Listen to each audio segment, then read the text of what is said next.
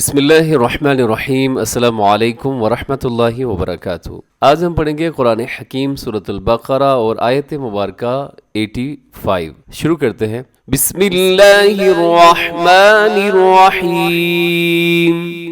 थुम्म अंतुम हाउलाइ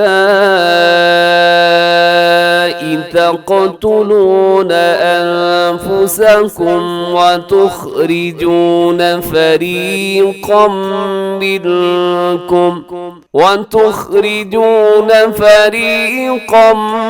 मिनकुम मिन दियारिहिम। इस आयत मुबारका के अंदर देखिएगा, सबसे पहले सुम्मा मीम मुशद्दद पे आपने गुना करना है, उसके बाद तुम, यहाँ नून साकिन के बाद ता है तो आपने यहाँ पर इख्फा करना है। और इख्फा कैसे किया जाता है कि आवाज़ को अपने नाक में छुपाना है। तुम आगे देखिएगा, हाउलाई,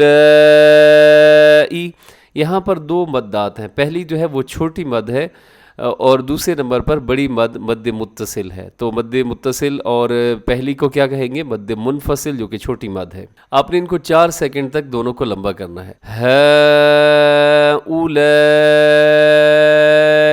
आगे तक़तुलून, क़ाफ को अपने, एक तो इसकी आवाज़ को डबल करना है क्योंकि क़ाफ हरूफ क़लक़ला में है। हरूफ क़लक़ला 5 होते हैं, क़ाफ ता बा जीम दाल। तो उसके अंदर क़ाफ भी है, जब ये साकिन होते हैं इनके ऊपर जज़्म होती है तो इनकी आवाज़ को डबल किया जाता है। तक़तुलून। आगे देखिएगा अनफुसकुम, यहाँ नून साकिन के बाद फ़ा, यहाँ भी अपने इख्फा करना है। और आखिर में अनफुसकुम के आखिर में मीम है, मीम साकिन के बाद वाव है, तो आपने यहाँ पर मीम साकिन को ज़ाहिर करके पढ़ना है। मतलब एक तो ये है कि कलकला नहीं करना, आवाज़ को डबल नहीं करना, और दूसरा अपने यहाँ पे गुन्ना नहीं करना, तेज़ी से पढ़ जाना है। इसे कहा जाता है इजहार शफवी। अनफुसकुम व तुख़रिजून, यहाँ रा की नीचे हरकत है तो रा बारीक होगी। फरीक़म मिनकुम, फरीक़म, यहाँ पे क़ाफ के ऊपर तनवीन है और तनवीन के फ़ौरन बाद मीम है जो कि हरूफ़ यरमलून में से अपने यहाँ पर इदगाम करना है। फरीक़म, आगे देखिए मिनकुम, नून साकिन के बाद काफ है, अब यहाँ पे इख्फा कीजिएगा। मिनकुम, अब इसके बाद जो आ रहा है कुम में, यहाँ मीम साकिन के बाद फिर मीम आ गया तो यहाँ पर इदगाम होगा। इसे कहा जाता है इदगाम सगीर मिसलई। तो आपने यहाँ पर क्या करना है, इदगाम करना है, गुन्ने के साथ मिक्स करना है दोनों को।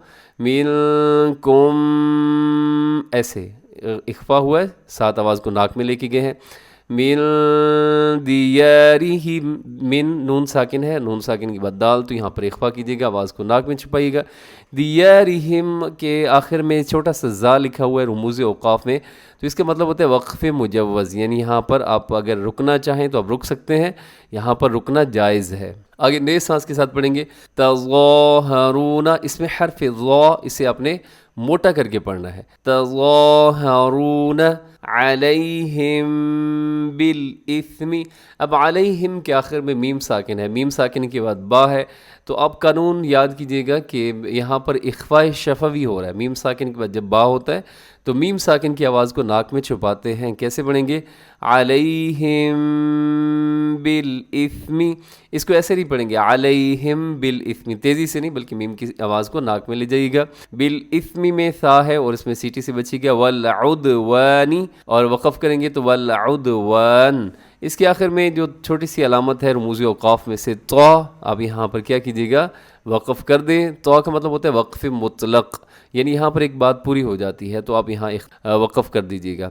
आगे नए सांस के साथ पढ़ेंगे और जब वक़फ़ करेंगे तो आखिर में नून को साकिन कर देंगे, वल उद्वान, ऐसे। आगे देखिएगा, व इन यअतूकुम मुसारा तुफ़ादूहुम, व इन यअतूकुम, यहाँ पर इदगाम हो रहा है, नून साकिन के बाद या है, यरमलून का इदगाम कीजिएगा गुन्ने के साथ। व इन यअतूकुम, या पे हमज़ा है और क्योंकि इसके ऊपर जज़्म की अलामत है।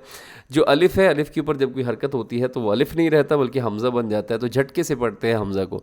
या तूकुम, आगे उसरा, दोनों को बराबर लंबा कीजिएगा क्योंकि सीन और रा दोनों के ऊपर खड़ा ज़बर है। उसरा, را کو موٹا پڑھنا ہے کیونکہ را کے اوپر حرکت ہے.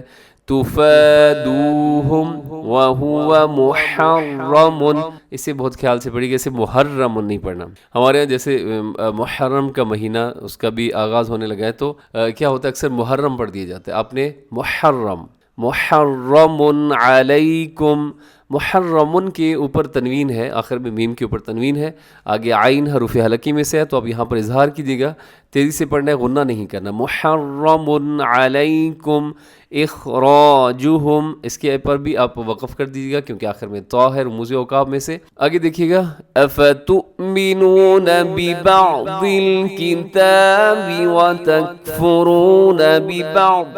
افتؤمنون، یہاں پر آپ نے جھٹکے کے ساتھ پڑھنا ہے کیونکہ واو کے اوپر حمزہ کی علامت آپ کو نظر آ رہی ہے، تو حمزہ جب نظر آ جائے تو پھر آپ نے اس کو جھٹکے سے ادا کرنا ہوتا ہے. افتؤمنون، تؤمنون ببعض الکتاب، کتابیں نہیں پڑھنا، کتابی، وتکفرون ببعض. یہاں پہ ببعض ہے لیکن آپ نے آگے چھوٹا سا جیم لکھا ہوا ہے جس کا مطلب ہوتا ہے وقف جائز، یہاں پر آپ رک سکتے ہیں. ببعض کو جب رکیں گے تو ببعض ایسے پڑھیں گے، یعنی آخر کو ضاد کو ساکن کر دیں گے. آگے دیکھیے گا فما جزاء من يفعل ذلك منكم.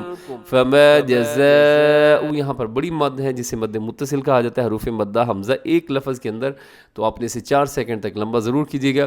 من یفعل میں کیا ہوتا ہے کہ ادغام ہو رہا ہے، نون ساکن کے بعد یفعل کے شروع میں یا یرملون کا ادغام کیجیے گا غنے کے ساتھ. من یفعل ذالک منکم، یہاں نون ساکن کے بعد کاف ہے، اخفا کیجیے گا. الا خزی، یہاں اخفا ہے، خزیون کے آخر میں تنوین ہے، تنوین کے بعد فا ہے تو فا حروف اخفا میں شامل ہے، آپ یہاں پر اخفا کیجیے گا. خزیون ایسے اخفا ہوتا ہے. فی الحیات الدنیا، یہاں بھی آپ وقف کر سکتے ہیں کیونکہ یہاں رموز اوقاف میں سے چھوٹا سا جیم ہے. وَيَوْمَ الْقِيَامَةِ يُرَدُّونَ إِلَىٰ أَشَدِّ الْعَذَابِ. یردون الی، اس کے اوپر چھوٹی مد ہے، حروف مدہ الگ ہے، اور اشدی کے شروع میں حمزہ الگ لفظ کے شروع میں ہے، چھوٹی مد ہے، 4 سیکنڈ تک لمبا کیجیے گا، اسے مد منفصل کہتے ہیں. اشد العذاب، آخر میں با ہے تو با کو آپ کیا کر دیجیے گا، ساکن کر دیجیے گا، یہاں وقف آپ کر سکتے ہیں. وَمَا اللَّهُ بِغَافِلٍ عَمَّا تَعْمَلُونَ. وَمَا اللَّهُ بِغَافِلٍ، وَمَا اللَّهُ بِغَافِلٍ عَمَّا تَعْمَلُونَ. وَمَا اللَّهُ، یہاں لفظ اللہ کو موٹا پڑھیے گا، لفظ اللہ سے پہلے، لفظ اللہ کے لام سے پہلے جب کسی حرف کے اوپر زبر ہو یا پیش ہو تو موٹا پڑھتے ہیں، یہاں میم کے اوپر زبر ہے، لفظ اللہ کو خوب موٹا کر کے پڑھیے گا. وَمَا اللَّهُ ایسے. بغافلن، یہاں بغافلن کے آخر میں تنوین ہے اور اس کے بعد عین ہے، یہاں اظہار کیجیے گا، یعنی تیزی سے پڑھنا ہے، غنہ نہیں کرنا. بغافلن عما، ہاں یہاں پر بے شک آپ نے کیا کرنا ہے، میم مشدد پہ غنہ کیجیے گا، آواز کو ناک میں لے جائیے گا. عما تعملون، اس آیت کو پھر سنیے گا. بسم اللہ الرحمن الرحیم. ثم أنتم هؤلاء تقتلون أنفسكم وتخرجون فريقا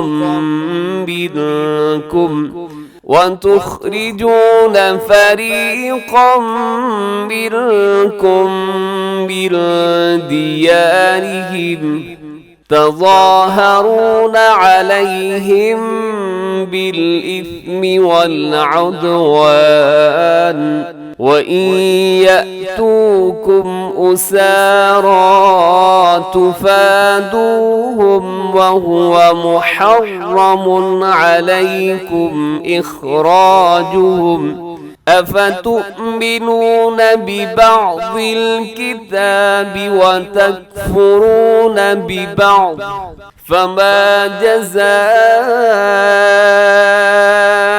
من يفعل ذلك منكم إلا خزي في الحياة الدنيا وَيَوْمَ الْقِيَامَةِ يُرَدُّونَ إِلَىٰ أَشَدِّ الْعَذَابِ وَمَا اللَّهُ بِغَافِلٍ عَمَّا تَعْمَلُونَ۔ اب اس آیت کریمہ کا آپ ایک دفعہ ترجمہ سماعت کر لیجیے گا۔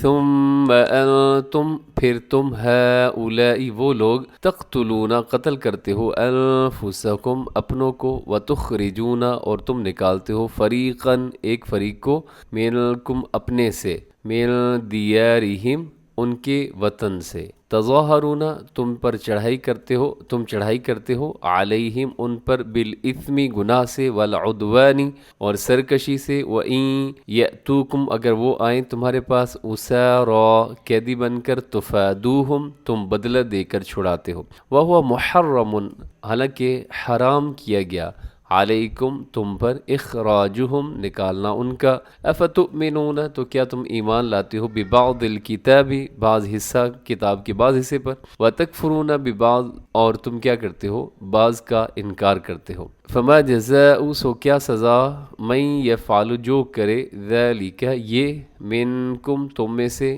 الا مگر سوائے، خزی رسوائی، فی الحیات الدنیا دنیا کی زندگی میں، ویوم القیامتی اور قیامت کے دن، یردون وہ لوٹائے جائیں گے، الی اشد العذاب سخت عذاب کی طرف، وما اللہ بغافل عما تعملون اور جو تم کرتے ہو اللہ اسے بے خبر نہیں ہے۔ اب اس آیت کا آپ تھوڑا سا پس منظر جان لیجئے گا کہ اس کا پس منظر یہ ہے کہ مدینہ منورہ میں یہودیوں کے دو قبیلے آباد تھے، ایک تھا بنو قریظہ اور ایک بنو نذیر، تو دوسری طرف جو مشرک تھے ان کے بھی دو قبیلے تھے بڑے، ایک کو کہا جاتا ہے قبیلہ اوس اور ایک کا نام تھا خزرج۔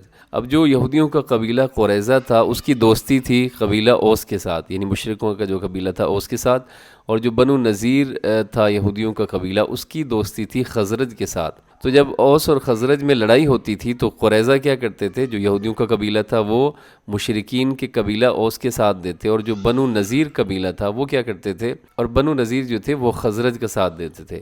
نتیجہ یہ ہوتا تھا کہ یہودیوں کے دونوں قبیلے جو ہیں وہ بالواسطہ ایک دوسرے کے مد مقابل آ جاتے، ان لڑائیوں میں جہاں قبیلہ اوس اور خزرج کے آدمی مارے جاتے، وہاں پر یہودیوں کے جو بنو قریظہ اور بنو نذیر ان کے یہودی بھی مارے جاتے تھے، یا پھر اپنے گھروں سے نکلنے پر مجبور ہوتے تھے۔ اس طرح اگرچہ جو بنو قریظہ اور بنو نذیر دونوں یہودی قبیلے تھے، مگر وہ ایک دوسرے کے دشمنوں کی امداد کر کے آپس میں ایک دوسرے کا قتل کرتے اور گھر سے نکالنے کے ذمہ دار ہوتے تھے یا حصہ دار بنتے تھے اس کام میں۔ لیکن ایک اور وہ یہ کام کرتے تھے کہ اگر کوئی یہودی قید ہو جاتا تھا کسی دشمن کی قید کے اندر، تو وہ سارے مل کر کیا کرتے تھے، فدیہ دیتے تھے اور اس یہودی کو چھڑا لیتے تھے، اور کہتے تھے بھئی ہماری تورات میں حکم ہے کہ یہودی بندہ قید ہو جائے تو سب مل کر اس کو چھڑائیں۔